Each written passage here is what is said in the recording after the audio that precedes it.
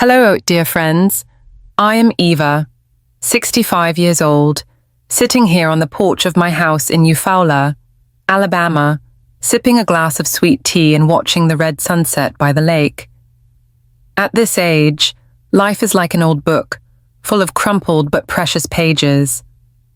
Right, ladies, I bet you also have days when you sit and remember the joys, the sorrows, and the times when your heart almost broke because of your children. Today, I want to tell you the story of Maggie Harper, a mother like me, like us, who fought to keep the love of her son. This story is full of tears, but also full of hope. Let's open that book together. Shall we? Don't forget to leave a comment to share your story and subscribe to the channel to hear more sincere confessions. The library at Willow Creek Manor smelled of polished oak and old leather, its tall windows spilling golden light across rows of books that seemed to whisper secrets. Outside, in the manicured gardens of this Columbus, Ohio, estate, a string quartet played softly, and 200 guests in tailored suits and shimmering dresses sipped mimosas, their laughter mingling with talk of the Ohio State Buckeyes' latest game. But inside this quiet room, Maggie Harper, 65, stood trembling, her grey dress simple against the opulence, clutching a worn leather journal that had belonged to her late husband, Robert. Across from her, her only son, Danny Harper, 38, looked like a stranger in his disheveled tuxedo, his eyes red-rimmed and wild with a mix of anger and fear. "Mama, why are you here?" Danny's voice cracked, sharp as a snapped twig. "I told you you weren't invited. You're going to ruin everything." Maggie's heart twisted. But she held her ground, her pearl necklace alone from her friend Clara cool against her collarbone. "Danny, I didn't come to ruin your wedding," she said, her voice steady despite the ache in her chest. "I came because I can't let you walk into a new life without knowing who you are, without knowing what your daddy wanted for you." Danny ran a hand through his dark hair, mussing it further, and paced the Persian rug. "You don't get it, do you? This is my day, mine and Emma's. You can't just show up and make it about you." "It's not about me," Maggie said softly, stepping closer, the journal heavy in her hands.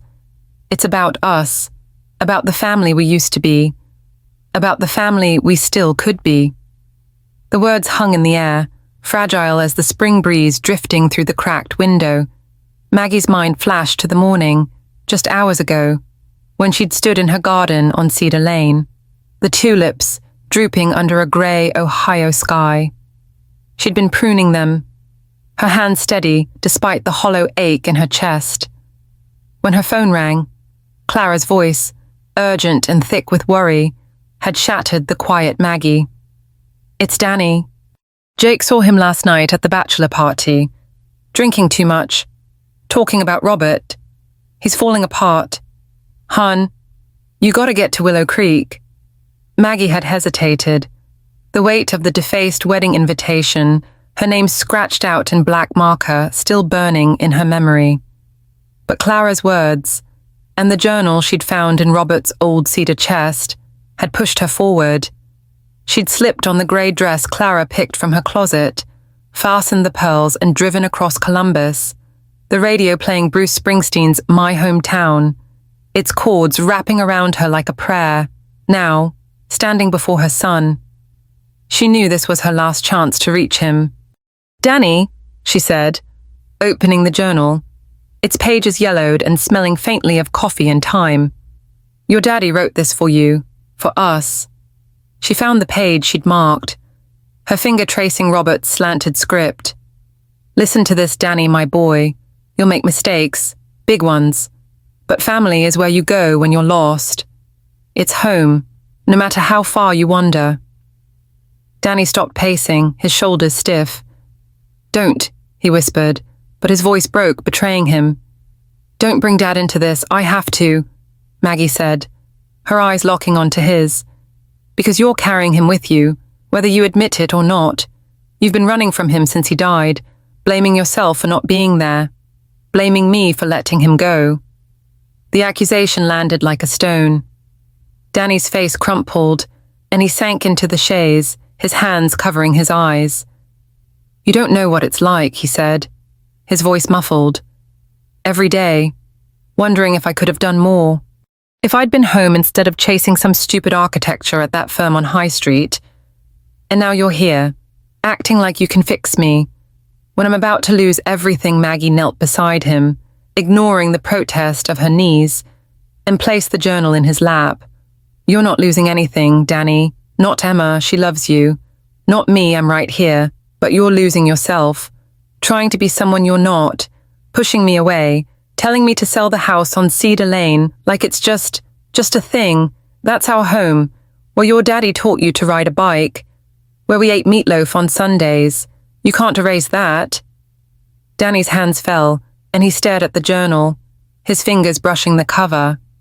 I thought selling it would make things right, he said, almost to himself. I thought if I could get you to Bright Meadows, I'd be taking care of you. Like I should have taken care of Dad. Maggie's throat tightened. She'd spent years shielding Danny from this guilt, but it had grown inside him, twisting into a wall between them. Oh, honey, she said, her voice soft as a summer night on the porch swing. You were 24 when your daddy got sick. You were building a life, like he wanted.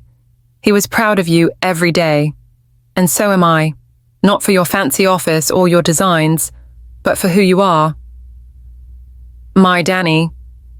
The door creaked open, and Jake Larson, Danny's best man, poked his head in, his buckeyes tie slightly askew.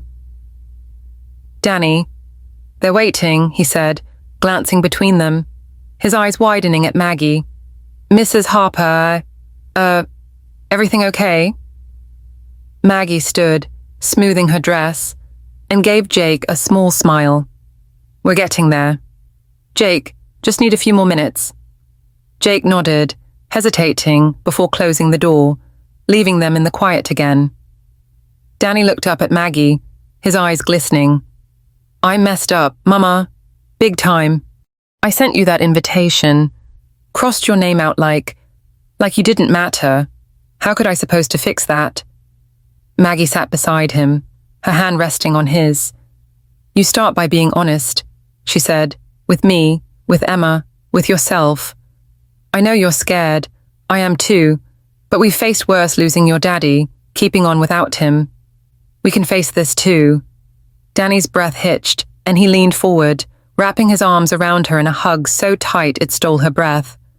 I'm sorry, he whispered, his voice raw. I'm so sorry. Mama, I don't want to lose you like I lost Dad. Maggie held him, tears slipping down her cheeks, her heart swelling with a fierce, unshakable love. You haven't lost me, Danny, you never will, and I won't let you lose yourself, either. For a moment, they stayed like that, the world outside fading the quartet, the guests, the weight of the wedding that might not happen. Then Danny pulled back, wiping his eyes with the heel of his hand, a gesture so like Robert's that Maggie's chest ached. What do I do now, he asked, his voice small. Emma's out there, expecting a husband. 200 people are waiting for a ceremony. And I don't know if I'm ready. Maggie squeezed his hand. You talk to Emma, tell her the truth that you need time, not because you don't love her, but because you need to be whole before you can be hers. And then we go home, to Cedar Lane, and figure out the rest together. Danny nodded, a flicker of resolve in his eyes.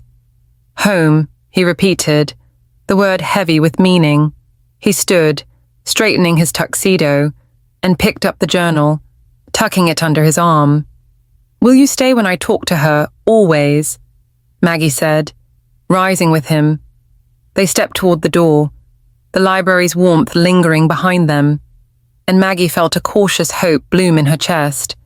Whatever came next, awkward explanations, curious guests, or the long road to healing, she and Danny would face it together.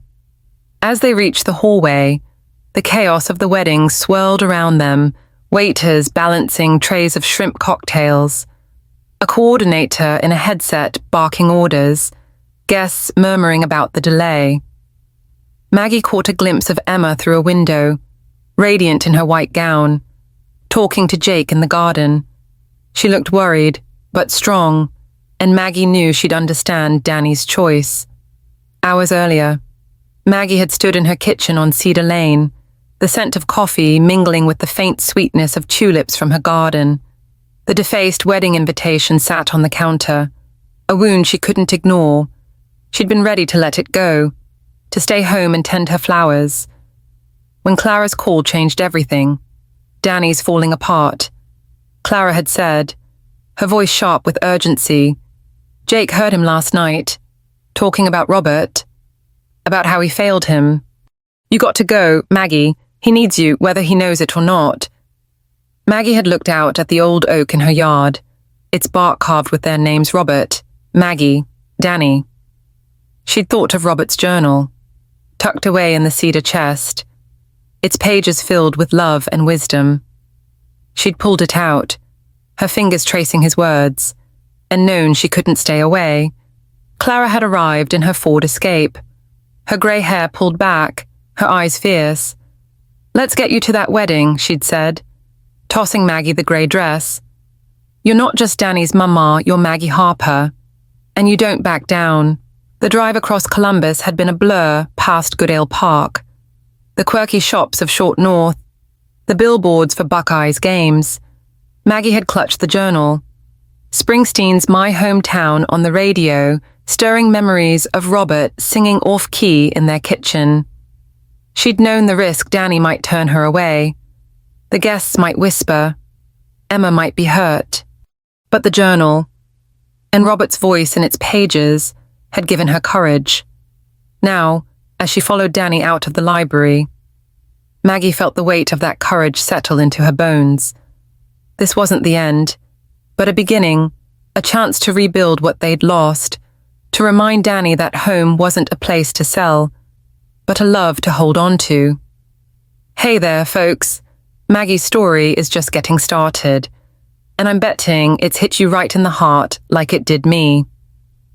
Have you ever faced a moment where you had to choose between letting go or fighting for someone you love? Drop your story in the comments below. I'd love to hear it.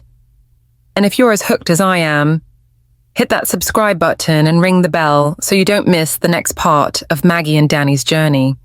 We've got more tears, laughs, and maybe a few plates of meatloaf waiting for you. Stay tuned.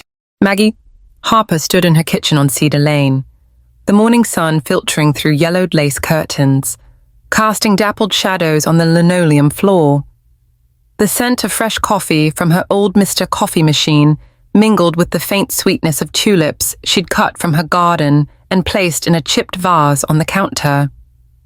At 65 Maggie moved with the quiet efficiency of a woman who'd spent decades as a nurse at Riverside Methodist Hospital, her hands quick but gentle as she measured flour for peanut butter cookies, Danny's favorite since he was a boy.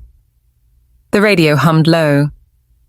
Bruce Springsteen's Thunder Road filling the small bungalow with its bittersweet ache, a song Robert used to sing off-key while flipping pancakes on Sunday mornings. Maggie paused, her fingers dusted with flour, and glanced at the refrigerator door. Tucked among faded magnets, a proud Buckeye mom sticker. A postcard from Hocking Hills was a photo of her and Danny taken at his college graduation. He was 22 then, all lanky limbs and wide grins, his arms slung around her shoulders, both of them squinting into the Ohio sun. Now, at 38, Danny was a stranger, his visits to Cedar Lane rarer than a warm February day. The thought tightened her chest, but she pushed it down, focusing on the dough. The familiar rhythm of mixing grounding her. This house, modest and creaking with memories, was her anchor. The living room still held Robert's old recliner, its leather worn from years of him reading Sports Illustrated or cheering for the Buckeyes. The backyard oak, carved with their names Robert, Maggie. Danny stood sentinel over her tulip beds, a testament to the life they'd built. Robert had been gone 12 years, taken by lung cancer that spread too fast, leaving Maggie to raise Danny alone. She'd worked double shifts at the hospital, coming home at midnight to collapse on the couch, only to rise before dawn for the next round. It was worth it. Seeing Danny graduate top of his architecture class, his first commission a community centre in Short North, framed on her hallway wall. But somewhere along the way, the boy who'd drawn blueprints in chalk on the patio had drifted, and Maggie didn't know how to pull him back. The doorbell chimed, startling her, wiping her hands on her apron. Maggie opened the door to find Helen Peterson, her neighbour, holding a Tupperware of banana bread. Helen, 72, with a perm as stubborn as her corgi, smiled warmly. "Morning. Maggie, thought you might like some bread to go with your coffee." "You catch the Buckeyes game last night. What a nail-biter," Maggie returned the smile, grateful for Helen's easy chatter. "Missed it." "Helen, but I heard they pulled through. Come in. I've got cookies in the oven." They settled at the kitchen table, the Tupperware between them, and Maggie poured coffee into mismatched mugs. Helen glanced at the photo on the fridge. "Danny coming by soon?" "Been a while since I saw him around." Maggie's smile faltered. "He's busy," she said, stirring her coffee. "Work's keeping him tied up downtown. You know how it is." It was a half-truth. Danny's architecture firm on High Street demanded long hours, but the real distance wasn't measured in miles. It had started small missed Sunday dinners, shorter phone calls, then grown into something heavier. A silence Maggie couldn't breach. Helen patted her hand. "Kids grow up, hon. But they come back. You'll see." Maggie nodded, but the words felt hollow. After Helen left, she sat alone, the cookies cooling on a rack, their peanut butter scent filling the air. She reached for her phone, hesitating before dialing Danny's number. It rang twice, then went to voicemail, his voice crisp and professional. "This is Daniel Harper. Leave a message." She hung up, her thumb brushing the screen, and opened a text thread instead. "Hey, Danny. Made your favorite cookies. Swing by if you're free. Love. Mama." She hit send, knowing he wouldn't reply. The rift had deepened 6 months ago. Over dinner at a trendy Short North bistro, all exposed brick and overpriced burgers. Danny had brought Emma Larson, his fiancée, a bright-eyed urban planner, with a laugh that warmed the room. Maggie liked Emma, saw the way she grounded Danny. But the conversation had turned tense when Danny brought up the house. "Mama, you can't keep living alone in that place," he'd said, his fork hovering over his plate. "It's too much maintenance, taxes. Bright Meadows has activities. People your age, you'd be happier." Maggie had bristled, her iced tea sweating in her hand. "Cedar Lane's my home. Danny, your daddy built it for us. You learned to ride your bike in that driveway. You want me to give that up?" Emma had tried to mediate, her voice gentle. "Mrs. Harper, we're just worried about you. The house is a lot for one person." "It's not just a house," Maggie had snapped, sharper than she meant. "It's where your daddy carved our names on that oak, where we ate meatloaf and watched Buckeyes games. You can't put a price on that." Danny's jaw had tightened, a look she knew too well Robert's stubborn streak. "I'm trying to take care of you, Mama. Why can't you see that you're holding on to the past, and it's dragging you down?" The argument had ended with Maggie paying the bill and leaving alone. The drive home blurred by tears. Danny's texts after that were curt, his visits non-existent. She'd tried calling, even showed up at his office once, only to be told by a receptionist that he was in a meeting. The silence grew, a wound she tended like her tulips, hoping it would heal on its own. Maggie stood, brushing crumbs from the table, and walked to the living room. On a whim, she opened the cedar chest by the window, its hinges groaning. Inside were relics of their life: Robert's Buckeye sweatshirt, Danny's baby shoes, her wedding veil. At the bottom lay Robert's journal, its leather cover soft from years of handling. She carried it to the recliner, settling into its familiar creak, and opened to a page dated 2001, when Danny was 14. October the 3rd. Took Danny to Hocking Hills today. He's got an eye for photos. Caught the sunset just right with that old Nikon. Maggie says I'm dreaming, but I think he's got something special. I want him to know he's enough. No matter what. Not for what he does, but for who he is. Maggie's eyes stung.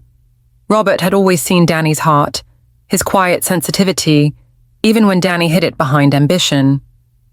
She turned another page, dated 2011, months before Robert's diagnosis. Danny's working hard at school, but I worry he's chasing approval mine. The world's, Maggie's his rock. Always will be. I hope he knows how much she's given, how much she loves him. She closed the journal, pressing it to her chest. Robert had been her compass, his love steady through years of fertility struggles. Danny's birth after 7 tries, and the lean years when they scraped by to buy this house. Losing him had broken something in Danny. 2. At 24, he'd thrown himself into work, building a career at the expense of everything else. Maggie had tried to fill the gap, but Danny's guilt over not being there when Robert faded had turned into a wall, and she was on the wrong side. The phone buzzed, pulling her back. A text from Clara Thompson, her best friend since nursing school.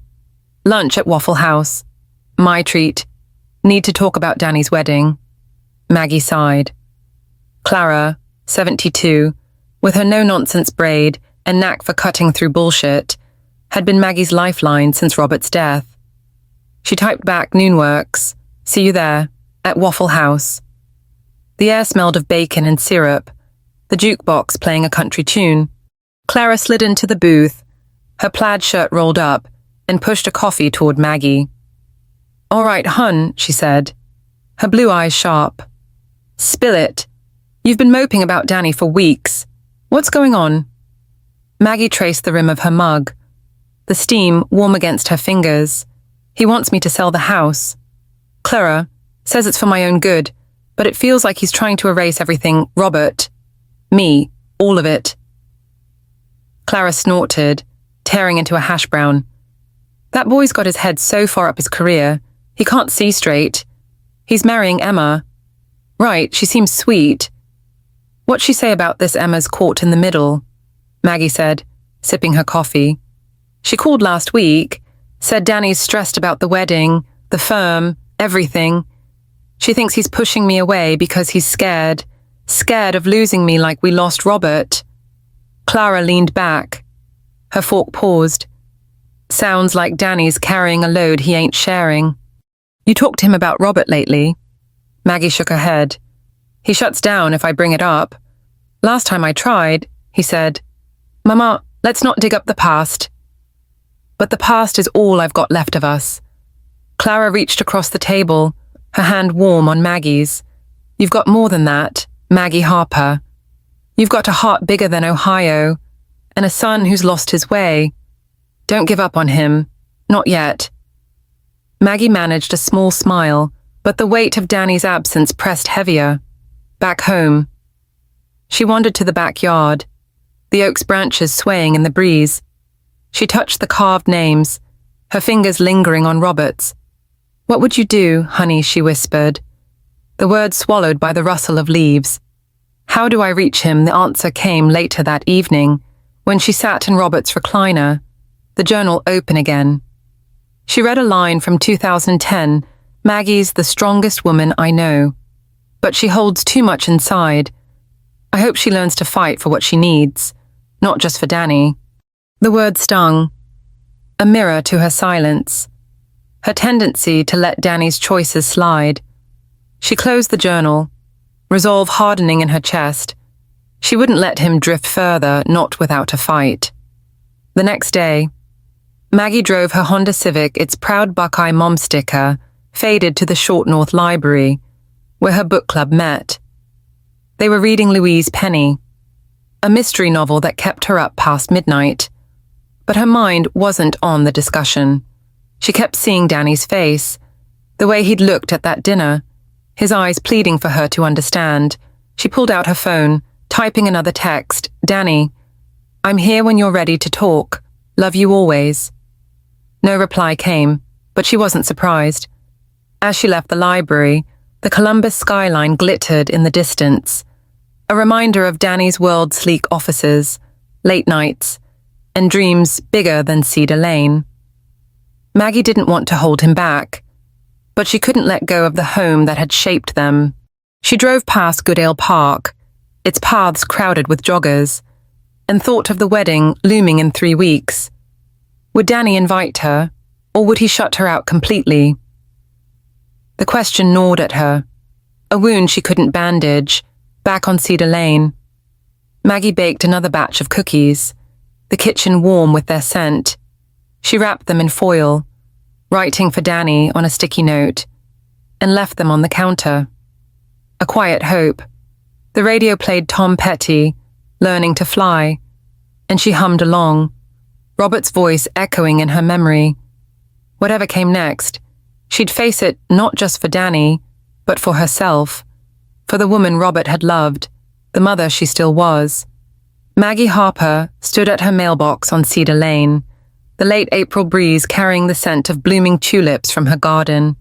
The Columbus sky was a patchwork of clouds, promising rain, and Maggie's hands trembled slightly as she sorted through the day's delivery, a grocery flyer, a utility bill, and a thick cream-colored envelope with gold embossing. Her breath caught at the sight of it, Danny's wedding invitation. She'd been dreading this moment for weeks, ever since their argument at that Short North bistro, but a flicker of hope warmed her chest. Maybe Danny had softened. Maybe he'd included her in his big day after all. Back in her kitchen, the familiar hum of the Mr. Coffee machine and the faint crackle of the radio playing the band's The Wait grounded her. Maggie set the envelope on the table, next to a plate of peanut butter cookies she'd baked yesterday, still wrapped with a sticky note for Danny that he hadn't claimed. She wiped her hands on her apron, hesitating, then carefully slit the envelope open. The invitation was beautiful, its elegant script announcing the marriage of Daniel Harper and Emma Larson at Willow Creek Manor in 3 days. But as Maggie unfolded it, her heart plummeted. Her name, Margaret Harper, was scrawled across the top, crossed out with a thick black marker.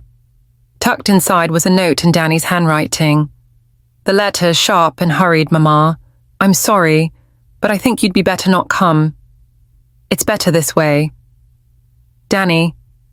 Maggie sank into a chair, the invitation trembling in her hands. The black marker felt like a blade, cutting her out of her son's life. She stared at it, the gold embossing mocking her, and a sob caught in her throat. How had it come to this, her Danny? The boy who'd clung to her at Robert's funeral, who'd drawn blueprints on the patio with chalk, now saw her as, what a burden, a relic to be left behind. The radio switched to a commercial for a Buckeyes game, and Maggie turned it off. The silence heavy. She walked to the living room, her footsteps echoing on the hard wood, and sank into Robert's old recliner. The cedar chest by the window called to her, and she knelt beside it, lifting the lid to retrieve Robert's journal. Its leather cover, soft and worn, smelled faintly of coffee and time. She opened to a page from 2005 when Danny was 18, and read Danny's heading to college soon. Maggie's worried he'll forget us, but I know he won't. He's got her heart, even if he doesn't know it yet. Tears blurred the words. "Oh, Robert," she whispered. "He's forgotten me." The phone rang, jarring her. Maggie wiped her eyes and answered, expecting Clara. Instead, It was Emma Larson, her voice warm but tentative. "Mrs. Harper, it's Emma. I hope I'm not bothering you." Maggie straightened, clutching the journal. "Not at all, Emma. How's everything?" Emma hesitated, the pause heavy. "I wanted to talk about the wedding. Danny's been off lately, stressed about work, the house, everything. I know things are tough between you two, and I'm so sorry about the invitation. I tried to talk him out of it, but he's stubborn, like you said." Maggie's throat tightened. "He crossed my name out, Emma. Like I'm nothing to him. He doesn't mean it," Emma said quickly. "He's scared. Mrs. Harper, scared of losing you like he lost his dad. He thinks pushing you to sell the house, keeping you away from the wedding, it's his way of protecting you. It's messed up, but it's how he's dealing." Maggie closed her eyes, picturing Emma, her kind brown eyes, the way she'd laughed at Danny's bad jokes over dinner. "What do I do, Emma? I can't just sit here and let him shut me out." "Don't give up on him," Emma said.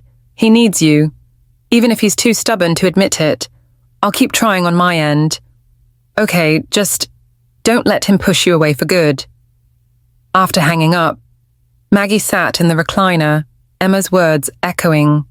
She wanted to believe Danny needed her, but the invitation on the kitchen table told a different story. She stood, restless, and walked to the backyard. The oak tree loomed, its carved names Robert, Maggie. Danny faded but still legible. She touched them, her fingers tracing Robert's name, and whispered, "Help me, honey. I don't know how to reach him." The crunch of gravel snapped her back.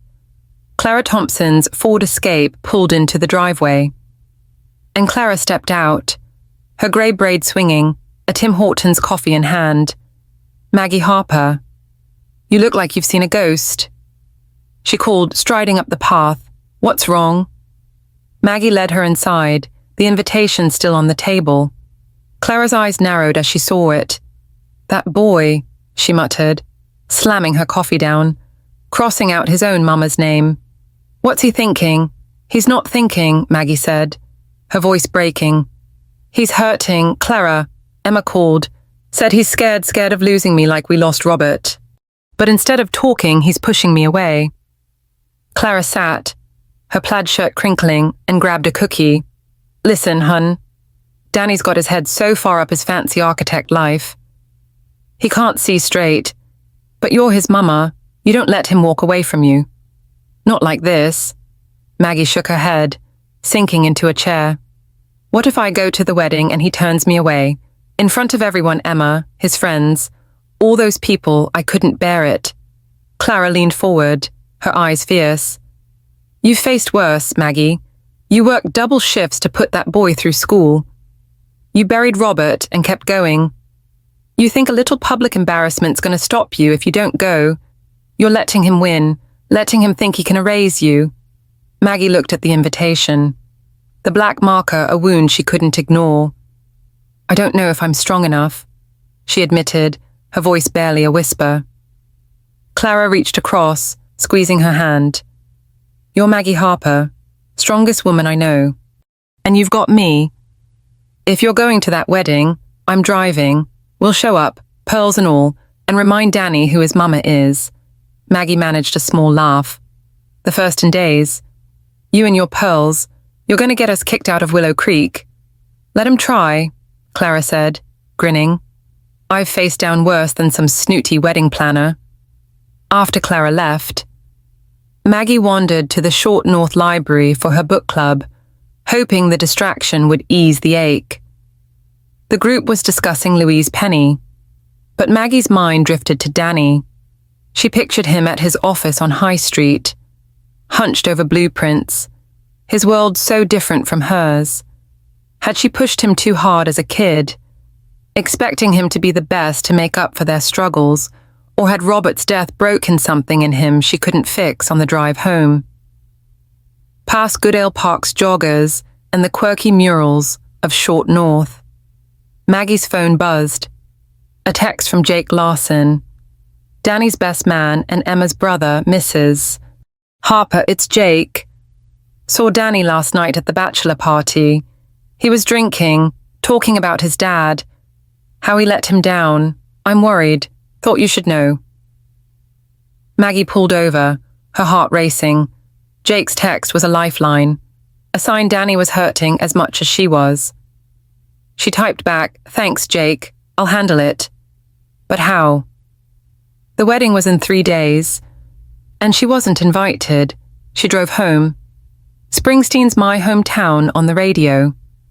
Its chord-stirring memories of Robert teaching Danny to fish at Hocking Hills, his laughter echoing across the water.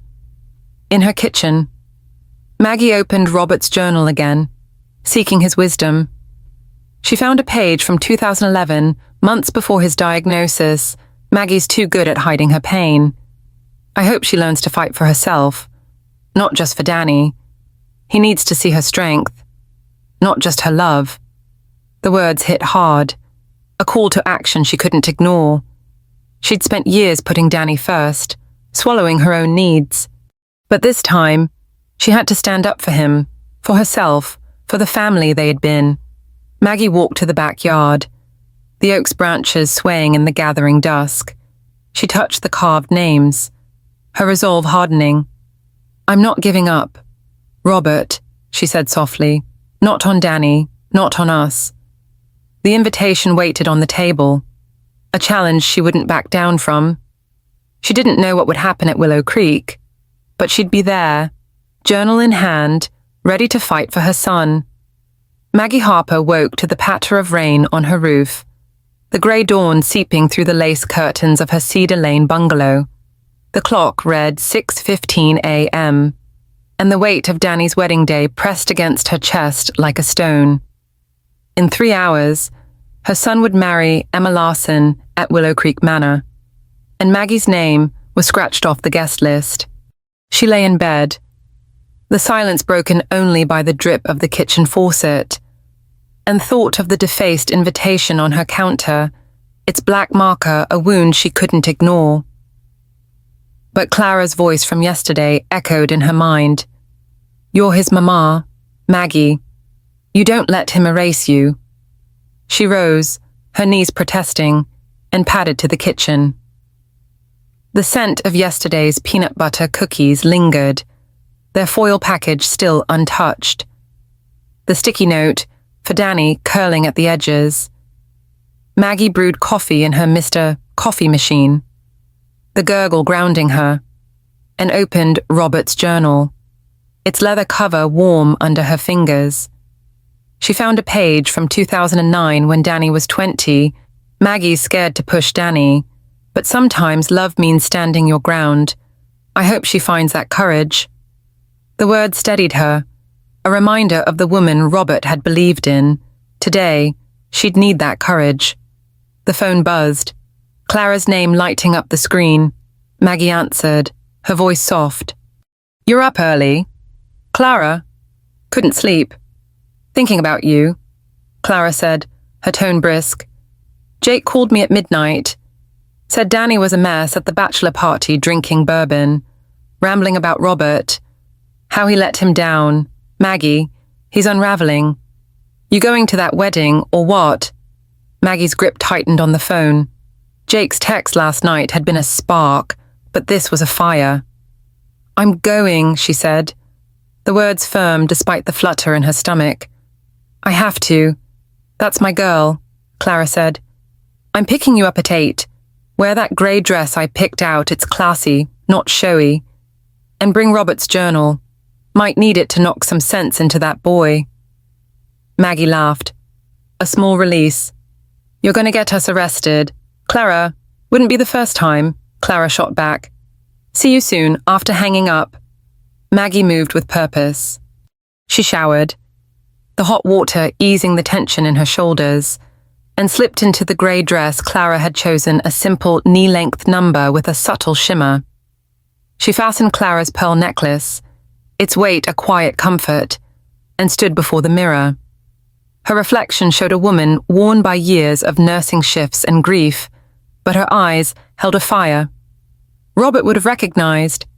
She tucked the journal into her purse, its pages a talisman, and scribbled a note on the counter. Danny, I'm coming because I love you. Always. Mama. She left it beside the cookies. A fragile hope. At 8:00 a.m., Clara's Ford Escape rumbled into the driveway. Its Buckeyes bumper sticker faded but proud. Clara stepped out, her braid tucked under a scarf, a coffee from Tim Hortons in hand. Ready to crash a wedding, she asked, tossing Maggie a grin. Not crashing, Maggie said, sliding into the passenger seat. Just showing up. Clara chuckled, handing her the coffee. That's the spirit. Let's get you to Willow Creek before the rain turns Columbus into a swamp. The drive wove through the city's familiar arteries past Goodale Park, where joggers dodged puddles, and the quirky murals of Short North, their colors muted under the drizzle. Maggie sipped her coffee, its warmth steadying her, and watched the skyline rise, a mix of old brick and new glass. The radio played Tom Petty's Free Fallin', and Clara hummed along, tapping the wheel. You nervous, she asked, glancing over, terrified. Maggie admitted, her fingers brushing the journal in her purse. What if Danny sends me away? In front of Emma, his friends, everyone. Clara's eyes softened. Then you'll know you tried. That's more than most folks can say. Besides, you've got Robert with you in that journal, in your heart, and you've got me. We're tougher than an Ohio winter. Maggie smiled, gratitude warming her. What do I do without you? Clara. Probably eat fewer hash browns, Clara said, nodding toward a Waffle House as they passed. Now, tell me about Robert. What's in that journal that's got you so fired up? Maggie opened the journal, her voice steady as she read a line from 2011. Danny's ambitious, but he's got to learn family's worth more than any blueprint. Maggie's his anchor, she'll pull him back if he drifts too far. She closed it, her throat tight. Robert always knew Danny better than I did. He saw this coming, this distance. I've been too soft. Clara, letting Danny push me away. Not soft, Clara said. Loving. But today, you're showing him both love and strength. He needs that, even if he doesn't know it. They reached Willow Creek Manor by 9:30, the rain easing to a mist. The estate sprawled across acres of green, its white columns and rose gardens a stark contrast to Cedar Lane's humble charm. Luxury cars, BMWs. Audis lined the lot, and guests in tailored suits and pastel dresses streamed toward the garden, clutching umbrellas. Maggie's stomach churned. These were Danny's people now, his architect colleagues, Emma's urban planner friends, a world far from her kitchen's lace curtains. Clara parked at the lot's edge, scanning the scene. Security's tight, she said, nodding toward a guard, checking invitations at the entrance. Got a plan, or we winging it? Maggie's mind raced, years of hospital quick thinking kicking in. Service entrance, she said. Every place like this has one deliveries. Catering. We blend in, act like we belong. Clara grinned. You're sneakier than I thought. Let's do this. They circled the manor, Maggie's flat sinking into the damp grass, Clara's scarf fluttering. Behind the main building, they found a bustling service entrance, caterers in black aprons unloading trays, a florist arranging lilies, the air thick with garlic and roses. Maggie straightened her dress, channeling the calm she'd used during ER chaos, and approached a young man balancing a tray of champagne flutes. Excuse me, she said, her voice firm but polite. We're here to see the groom. Urgent message from the bride's family. Where's the groom's suite? The man, barely 20, glanced at her, distracted. Second floor, east wing, he said, nodding toward a door. But they're heading to the ceremony soon, so you'd better hurry. Thanks, Maggie said, flashing a smile. She grabbed Clara's arm, pulling her inside before anyone could question them. The hallway was a whirlwind of activity waiters rushing, a coordinator barking into a headset, the clink of glassware echoing. Maggie's heart pounded, but she moved with purpose. Clara at her heels. "Remind me to hire you for my next heist," Clara whispered, dodging a cart of linens. "You're a natural." "Years of dodging hospital bureaucracy," Maggie said, her eyes scanning for signs to the east wing. They climbed a staircase, the carpet muffling their steps, and followed a burst of male laughter to a door marked Groom's Suite. Maggie hesitated, her hand hovering over the knob. What if Danny was angry? What if he refused to see her? Robert's journal, heavy in her purse, steadied her. She knocked, 3 sharp raps. The door swung open, revealing Jake Larson, his Buckeyes tie loose, a beer in hand, his eyes widened. "Mrs. Harper." Clara Tong. "What the how'd you get in here?" "Long story," Maggie said, stepping forward. "I need to see Danny. Now." Jake glanced over his shoulder. Nervous. "He's not in a great place. The ceremony's in 20 minutes, and he's stressed out of his mind. Maybe this isn't the best time." "It's the only time," Maggie said, her voice unwavering. "Jake, you told Clara he was talking about Robert last night. He's hurting, and I'm not letting him walk down that aisle until we talk."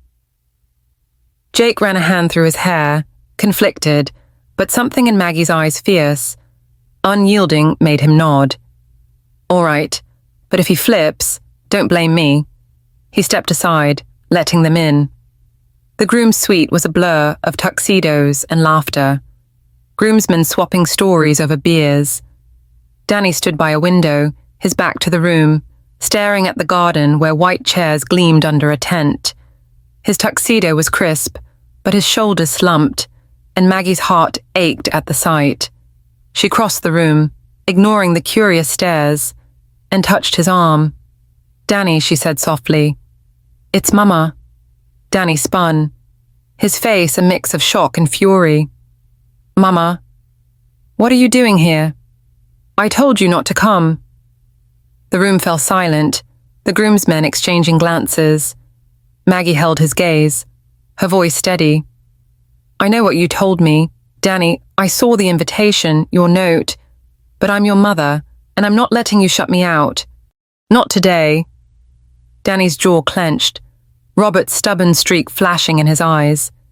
"You're making a scene," he hissed. "This is my wedding, my life."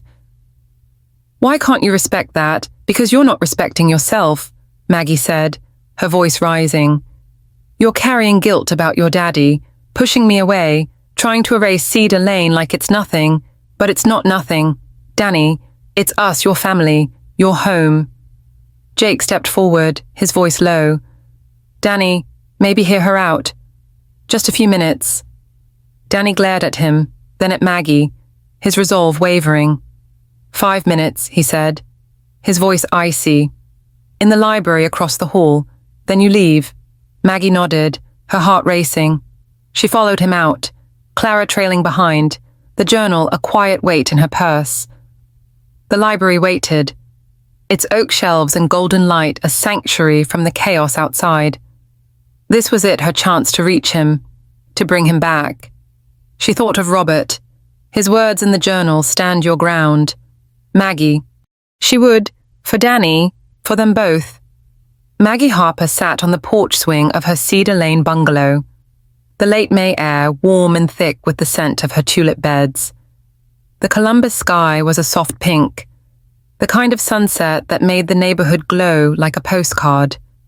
Beside her, a mug of coffee cooled on the armrest, its steam curling in the dusk.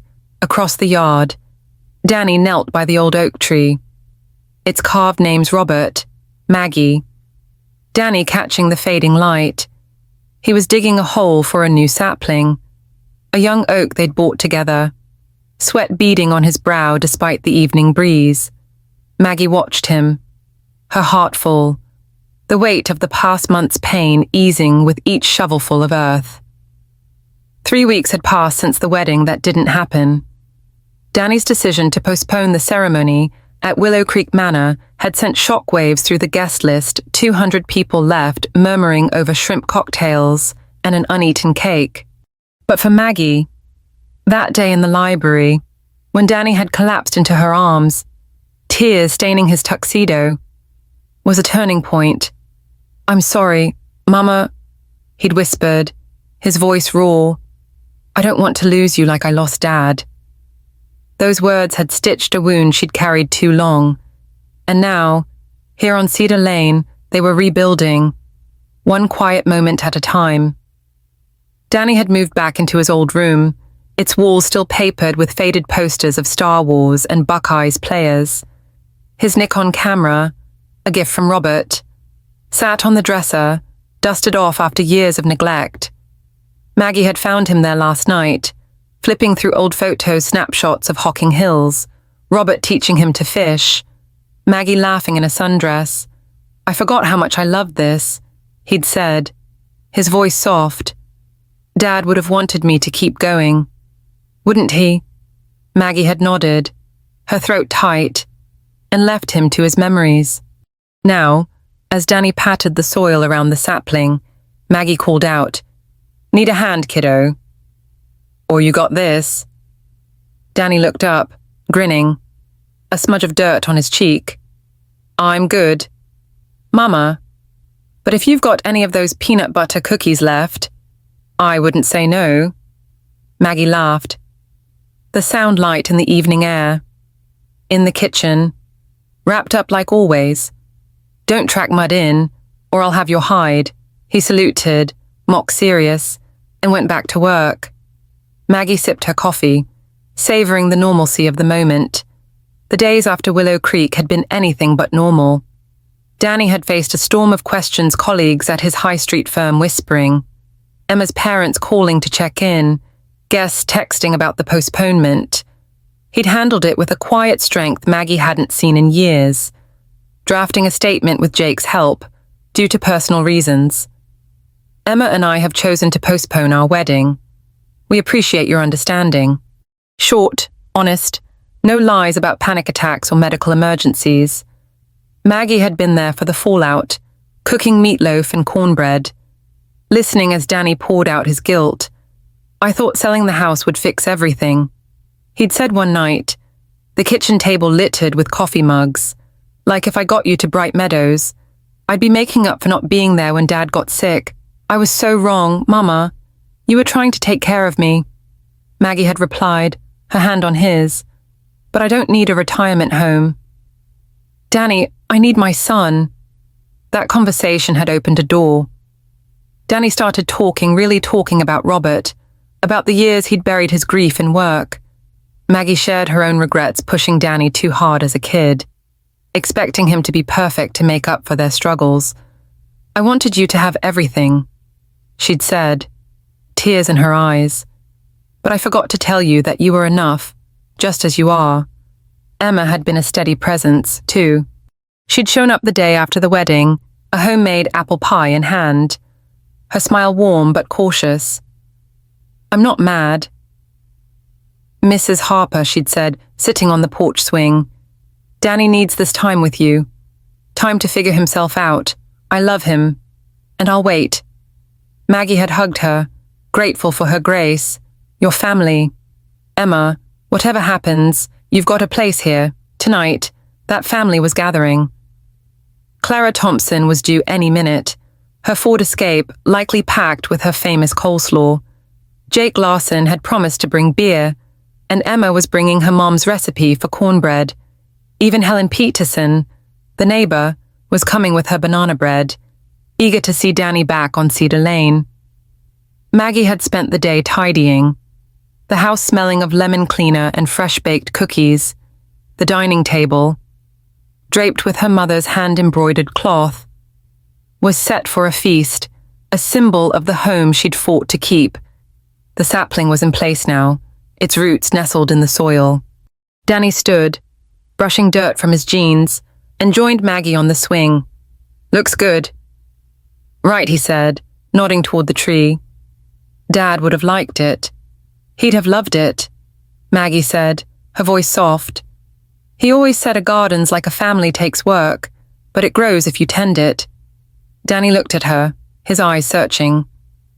I'm sorry I stopped tending ours. Mama, I got so caught up in work, improving myself, I forgot what mattered. Maggie squeezed his hand, calloused from years of nursing. You're here now, Danny, that's what counts. We've got time to make it right. The rumble of Clara's car broke the moment. She pulled up, her braids swinging as she hopped out, a Tupperware of coleslaw in hand. Well, look at this, she called, eyeing the sapling. Danny Harper, getting his hands dirty. Never thought I'd see the day. Danny grinned, standing to hug her. Good to see you too, Clara. Thanks for, getting Mama to the wedding. Clara waved him off, setting the coleslaw on the porch. Somebody had to drag her out of her tulips. You're lucky she's stubborn as a mule. Maggie laughed, swatting Clara's arm. Watch it, or you're not getting any cookies. Jake's SUV rolled in next, followed by Emma's sedan. Jake bounded out, a case of Bud Light under his arm, his Buckeyes cap backward. Hope you're ready for a party, Mrs. Harper, he said, grinning. I brought the good stuff. Emma stepped out, her hair loose, a cornbread pan balanced carefully. Don't listen to him, she said, kissing Maggie's cheek. This is the real star of the show. Helen arrived last, her corgi trailing, a banana bread loaf wrapped in foil. Danny, you're a sight for sore eyes, she said, patting his arm. This street's not the same without you. They gathered in the backyard, the new oak sapling the centerpiece. Maggie lit citronella candles, their glow flickering against the dusk.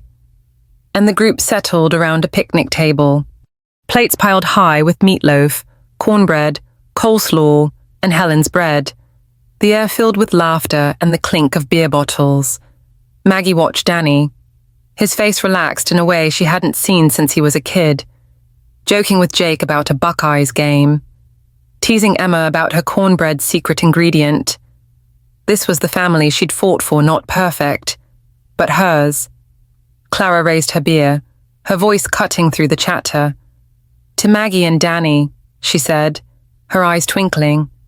For finding their way back, and for this tree, may it grow as strong as this family. To Maggie and Danny, Jake echoed, and the others joined in, glasses clinking. Maggie met Danny's eyes, seeing Robert's warmth in them, and smiled, later, as the stars emerged. Maggie and Danny sat on the porch swing, the others still laughing in the yard. You okay? Maggie asked, nudging him. Better than okay, Danny said, his voice low. I'm thinking about work. I'm done with the firm too much pressure, not enough heart. There's a community housing project in East Columbus I want to join. It's not glamorous, but it feels right. Maggie's heart swelled. Your daddy would have been proud. Danny, not just for the work, but for you, choosing what matters. He nodded, his hand resting on hers. I'm keeping the Nikon, too. Maybe I'll enter that short North photo contest, capture this place. You know I'd like that, Maggie said, her voice catching. Capture us. The swing creaked, a familiar rhythm, and Maggie thought of Robert, his journal now on her bedside table, its pages a bridge between past and present. The new oak stood tall in the yard, a promise of growth, of roots that would hold, whatever lay ahead Danny and Emma's future. Maggie's own journey, they'd face it together, here on Cedar Lane, where love was the truest home. Maggie Harper stood in the community garden at the Franklin Park Conservatory, the October sun warm on her shoulders, the air rich with the scent of damp soil and marigolds. Columbus buzzed around her kids laughing on a nearby playground, joggers weaving through the park's paths, a street vendor selling hot dogs under a Buckeyes banner. Maggie, now 66, knelt beside a plot of sunflowers, her hands guiding a group of third graders as they planted seeds. Gentle now, she said, her voice soft but firm, like you're tucking them in for a nap. A girl with pigtails giggled, dirt smudged on her nose, and Maggie smiled, her heart lighter than it had been in years. 6 months had passed since Danny postponed his wedding at Willow Creek Manor, a decision that had unraveled one life and woven another. Back then, Maggie had stood in her Cedar Lane kitchen, the defaced invitation a wound, unsure if she could reach her son. Now, as she brushed soil from her jeans, she felt a quiet pride. She and Danny had rebuilt something precious, not just their bond, but a shared understanding of what home meant. The new oak sapling in her backyard, planted to honor Robert, was thriving, its leaves a vibrant green against the Ohio sky. And Maggie, too, was growing, finding new purpose beyond the role of mother. She'd started volunteering at the conservatory 3 months ago, after a chance conversation with a book club friend. Teaching kids to garden gave her a sense of renewal, a way to nurture life as she'd once nurtured Danny. She wore a Columbus-proud t-shirt, her grey hair pulled back in a loose bun, and carried a small notebook where she jotted thoughts, memories of Robert, hopes for Danny, dreams for herself. It was her own journal now, a companion to Robert's, its pages filled with a voice she was learning to claim. Mrs. Harper. Look, the pigtailed girl called, holding up a muddy seed. Is this one going to be the tallest? Maggie laughed, dusting her hands. Might be, if you give it lots of love. Sunflowers are like people, they grow best when you care for them. As the kids scampered off to their teacher, Maggie's phone buzzed. A text from Danny meeting at the housing project went great. Full funding dinner at home tonight. Got a surprise. She smiled, typing back, proud of you. Kiddo, meatloaf and cornbread. I'm in.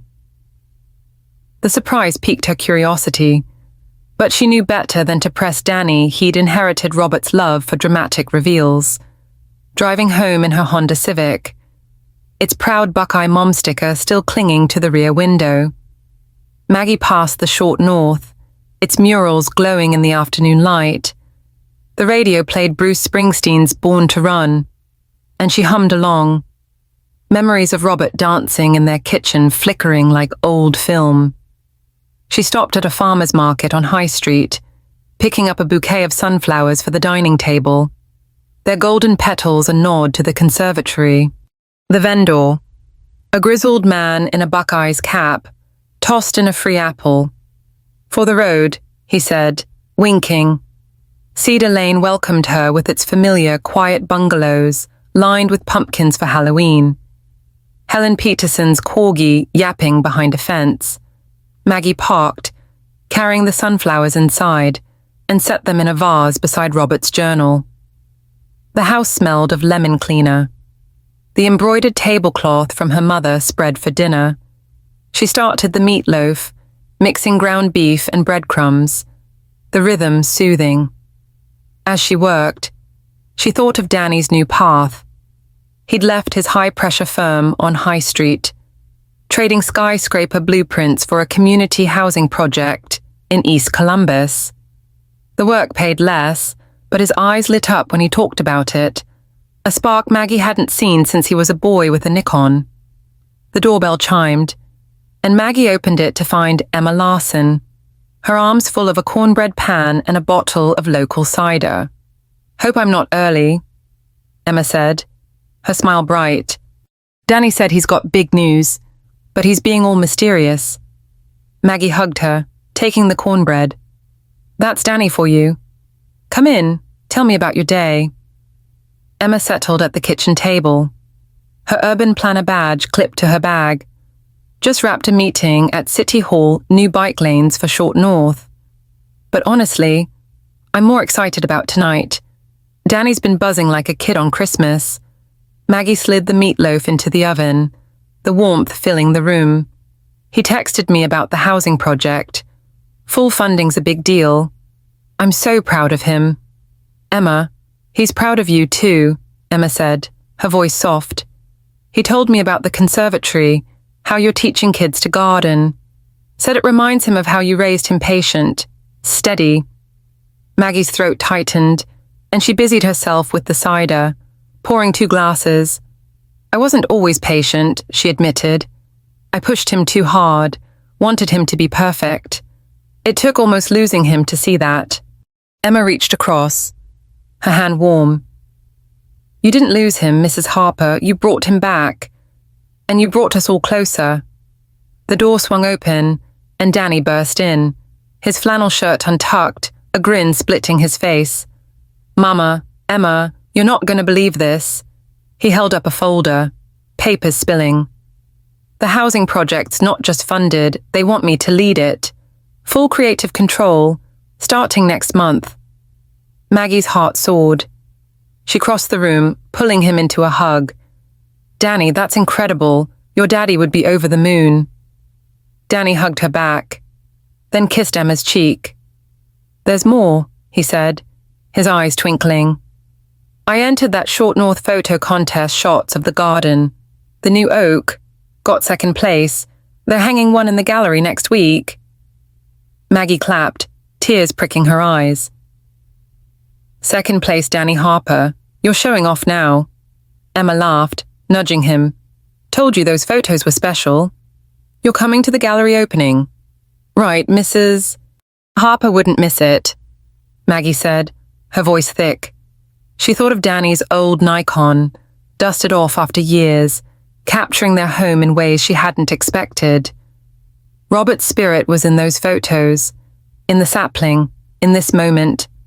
Clara Thompson arrived next, her Ford Escape rattling, a bowl of coleslaw in hand. Heard we're celebrating, she called, striding in. Danny, you finally doing something worth bragging about? Always? Clara, Danny shot back, grabbing a cider. You bring that coleslaw recipe? Or is it still a state secret, Clara said, winking at Maggie, but I'll trade it for some of your mama's peanut butter cookies. Jake Larson and Helen Peterson followed, Jake with a 6-pack of Bud Light, Helen with her banana bread. The kitchen filled with chatter, Jake teasing Danny about his artsy photos, Emma sharing City Hall gossip, Helen recounting her corgi's latest antics.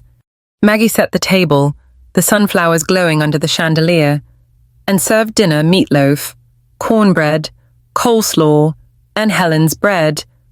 The embroidered cloth, once stained by arguments, now held a feast of love. As they ate, Danny raised his cider. To family, he said, his voice steady, to Mama, for never giving up, to Emma, for waiting, to all of you, for being here, to family. Maggie echoed, her glass clinking against his. She met his eyes, seeing Robert's warmth, and felt a peace she hadn't known in years. Later, after the dishes were cleared and the others had gone, Maggie and Danny sat on the porch swing, the new oak sapling a shadow in the moonlight. Crickets chirped, and the air smelled of earth and promise. You happy? Mama Danny asked, his voice low. Happier than I've been in a long time, Maggie said, nudging him. You. Getting there, he said, his hand resting on hers. Emma and I are planning a smaller wedding backyard, just family, maybe next spring. I want you there, Mama, not just there standing with me. Maggie's heart swelled.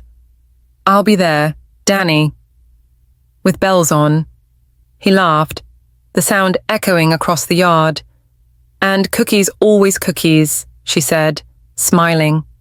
The swing creaked, a familiar rhythm, and Maggie thought of her journal, now half filled with her own words.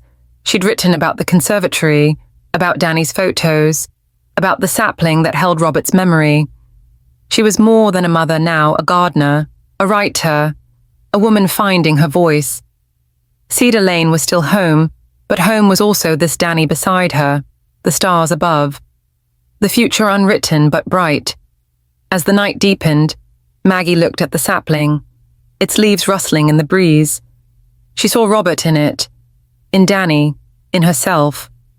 They'd weathered a storm, come through stronger. and she knew they'd face whatever came next together. Hey there, folks. Maggie and Danny's story is one of love, loss, and finding home again. It's got me thinking about my own family, those moments that pull us back together.